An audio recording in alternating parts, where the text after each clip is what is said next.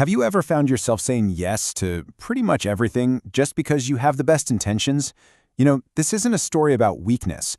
It's a story about how our best qualities, our reliability, our desire to help, can actually build the most dangerous trap of all. We're going to call it the hyper-responsibility trap, and we're about to explore why it's such a treacherous place to be. If not me, then who? Sound familiar? This is the anthem of the capable, the reliable, the person everyone just knows they can count on. It's that little voice in your head when you take on one more project or you agree to help a friend when you're already just running on fumes. It feels noble, it feels heroic, but as we're about to see, it's the quiet start of a really dangerous spiral. And this right here is the key. The trap we're talking about today isn't built because someone is flawed. It's built because they're using a flawed strategy. It's this deep-seated belief that you can give infinitely from a source that is, well, very much finite. So let's trace that path from those good intentions all the way to total burnout. To really understand this trap, I think it's best to look at a real-world example. So let's meet Helen. Her story is so powerful because, at her core, she is just a good person trying to do the right thing for everybody. And that's exactly what makes her so vulnerable. So who exactly is Helen? Well, she's successful, she's dedicated, and she is absolutely the person that everyone relies on. Her entire identity is kind of built around being useful and capable. Now, she would never call herself a people pleaser. In her mind, she's just being efficient. It just feels faster and better to do it herself. Does that sound a little too familiar?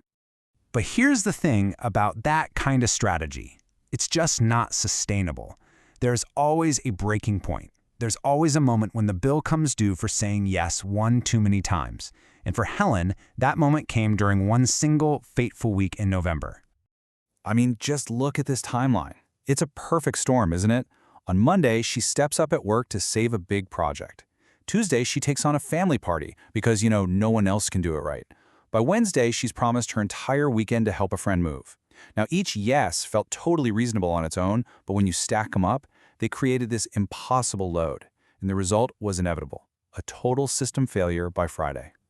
And what was the hidden cost of this whole avalanche of commitments? 4.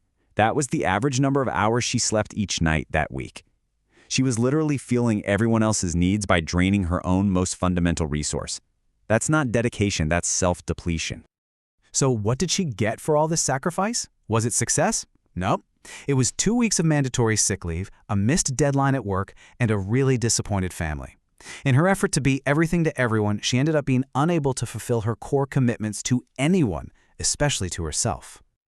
The physical collapse, though, that was just the beginning. The real crisis was psychological. And this next phase, this is where the truly crucial lesson lies. The moment of realization that changes absolutely everything.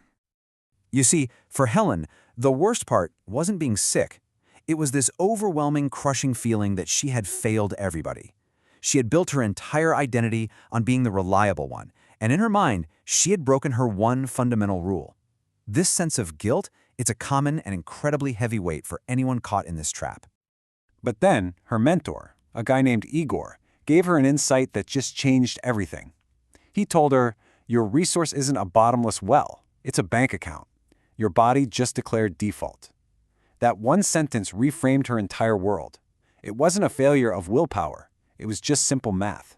Her body hadn't failed her, it had just enforced a basic rule of accounting. So let's really formalize this metaphor, because it's so important. Think of your time, your energy, and your health as a single personal resource account. It's not magic, it's not infinite. Every single commitment, every favor, every yes is a withdrawal. And if you don't make deposits, like rest, sleep, personal time, you will, inevitably, overdraw that account.